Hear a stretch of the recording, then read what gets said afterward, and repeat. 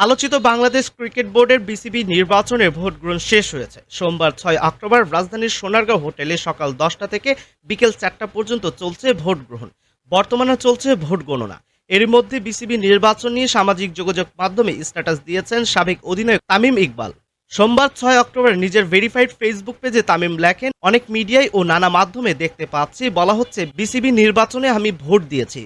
তা মোটেও সত্যি নয়। আমি ভোট দেওয়ার আবেদন করেছিলাম আগে, কারণ দেশের বাইরে ছিলাম, কিন্তু ওল্ড ডিওচেস ক্লাবের কাউন্সিলর হিসেবে আমি নির্বাচনে অংশ নেইনি বা ভোট দেইনি।